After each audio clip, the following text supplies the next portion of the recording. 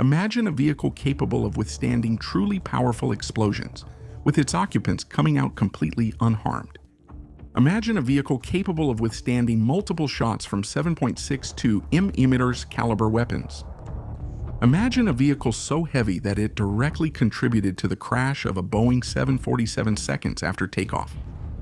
These robust vehicles, capable of withstanding multiple explosions, shots from the highest calibers, and cataclysmic scenarios, do exist and are called mine-resistant ambush-protected vehicles.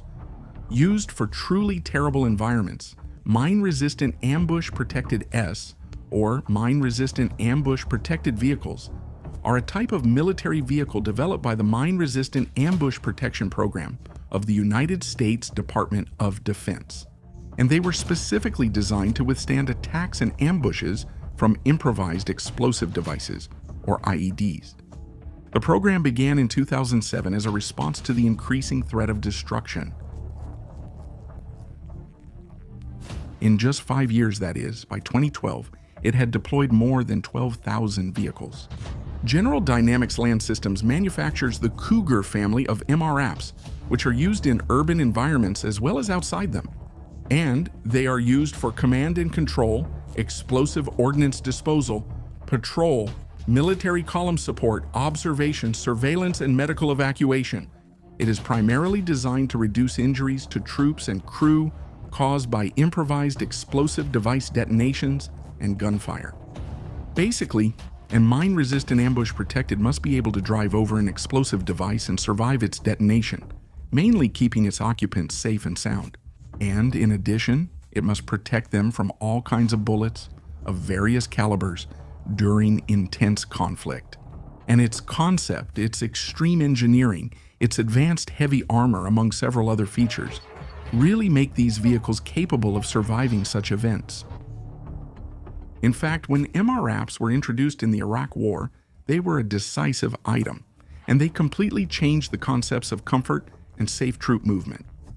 Since for the first time it was possible to use a vehicle more similar to a regular car that could carry a larger number of soldiers, and it was still resistant to mines instead of dozens of large, heavy, and slow tanks.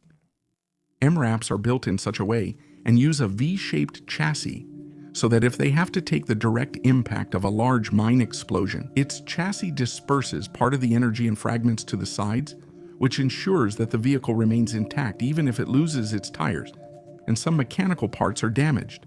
However, its occupants will come out unharmed.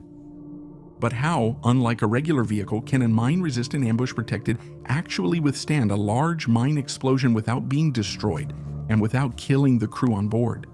Well, according to Roger Sloman, an inventor and expert in explosions and ballistic systems, this is possible thanks to 4 principles.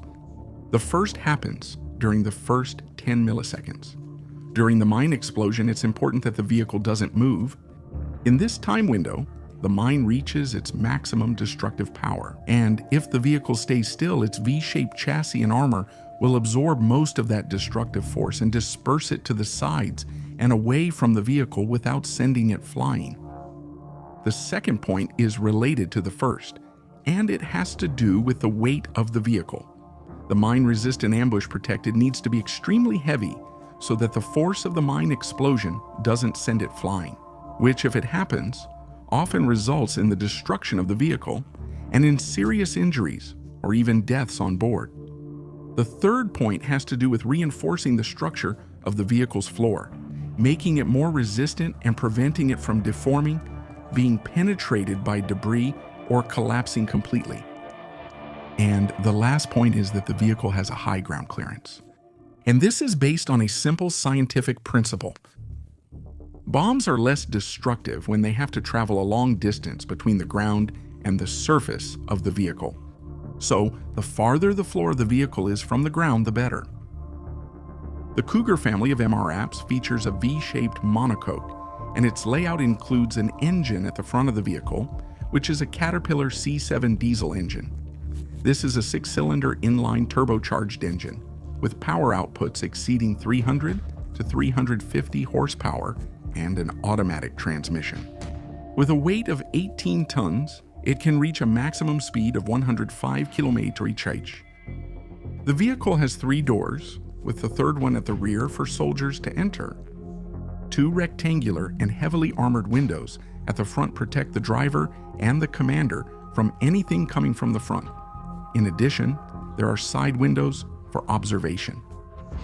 The vehicle can accommodate 6 passengers in the 4x4 version or 10 passengers in the 6x6 version. A standard Cougar does not come with armaments, but it can be equipped on top with a 7.62mm machine gun or a 12.7mm heavy machine gun, or even an automatic grenade launcher. The Cougar's armor is so sophisticated that it is resistant to 7.62mm armor-piercing bullets, rocket-propelled grenades, the famous RPGs, landmines, and improvised explosive devices, or IEDs. In addition, the Cougars are resistant to none other than the dreaded Soviet mines. TM-57, a large circular anti-tank mine weighing 8.5 kg, it can be equipped with a tilt rod fuse, which detonates as soon as the rod is deflected by 25 to 30 degrees, or it can also have a pressure fuse, which will detonate the mine as soon as a load of 120 to 400 kg is applied to it. In other words, an ordinary person would not have enough weight to trigger the detonation of the mine. These mines are made up of just over 6 kg of trinitrotoluene and a mixture of research department explosive, trinitrotoluene, and aluminum. And the Cougars can withstand a double explosion from these mines on each of the tires, or a single explosion in the middle of the vehicle. In addition, the Cougars are equipped with nuclear, biological, and chemical protection. Their tires are equipped with Hudson's variable function inset technology, or variable function inset, which provides support to the tire and allows it to keep rolling for the rest of the mission. Even after being punctured by gunfire, it still absorbs shocks and road imperfections, meaning it's a sophisticated and advanced type of non-flat tire. A major problem with these vehicles is their high tendency to tip over and roll during sharp turns at relatively high speeds due to their high center of gravity, mainly caused by the vehicle's tall suspension and very elevated cabin. MRAPs are mostly made by Navistar, Armor Holdings, Base Systems, Force Protection, General Dynamics, among others, each with their own characteristics. And you've heard me talk several times about improvised explosive devices, or IEDs, but what is that? An improvised explosive device is a bomb made in an improvised way, incorporating destructive, lethal, harmful pyrotechnic or incendiary chemicals, and designed to destroy or incapacitate people or vehicles.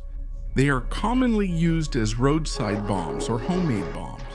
In some cases, IEDs are used to distract, disrupt, or delay an opposing force, making it easier to carry out another type of attack.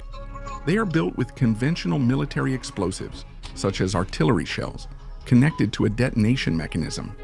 An improvised explosive device has 5 components: a switch or activator, an initiator or fuse, a container or body, an explosive charge, and a power source, that is, the battery. And they were and continue to be a real nightmare for advancing military columns. And they are also a nightmare for the United States Secret Service, in this case with the Beast, the American presidential vehicle, which is why the Beast weighs about 9 tons with all its layers of armor. Over the years, several versions of MRAPs have been created, with the Cougar standing out. CAT-1, which are used for patrol, surveillance, communications, among other things, and are used for small combat missions. The CAT-2 version, which is a 6x6 version, is used for transporting troops and cargo, as well as providing support for multiple combat missions. It carries a crew of 9 people. There are versions of it converted into ambulances for support and evacuation of soldiers wounded in combat. There is also the Reachback Protected Patrol Vehicle version, or Protected Patrol Vehicle, a modified British 4x4 version that features integrated additional protection, weapons, communication systems, and specialized equipment for electronic countermeasures. In addition to having these external grills, which serve multiple purposes, such as helping to absorb part of the energy from impacts, explosions, or debris, helping to minimize damage to the main structure of the vehicle, dissipating shock waves, and providing visual deterrence. In some situations, the external grills can have a psychological function, such as giving the vehicle a more robust and intimidating appearance. This can influence the behavior of adversaries, discouraging them from attacking the vehicle. And also for mounting equipment. The external grills can also serve as mounting points for accessories or additional equipment, such as searchlights, communication systems, or even light weaponry.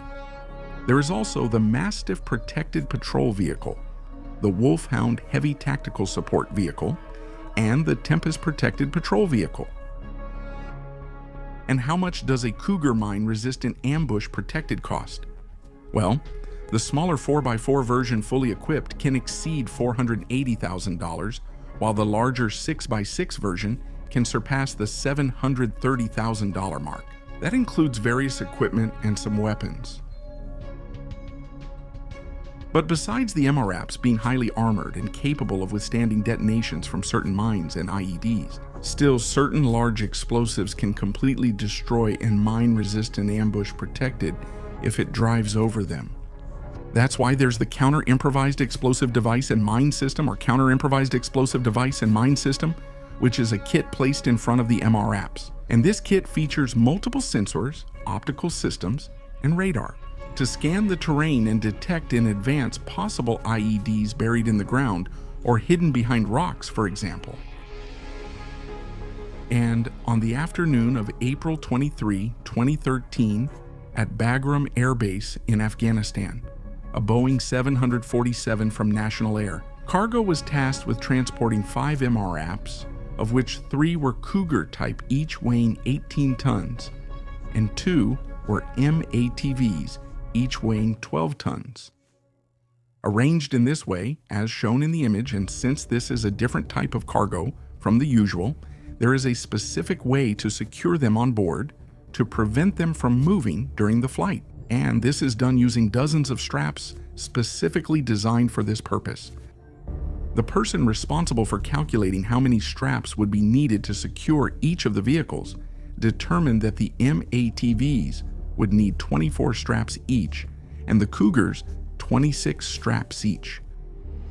When the National Air Cargo Loadmaster was asked to recalculate of the necessary straps, he concluded that 32 straps would be needed for the MATVs and 46 straps for the Cougars. After the entire boarding process, the 747 revved its engines and took off toward Dubai, the final stage of the vehicle transport. About 4 seconds after takeoff, both black boxes stopped working, and eyewitnesses saw the plane raise its nose too much. Then the plane lost lift and crashed just a few meters past the runway. The 7 people who were on board did not survive the accident.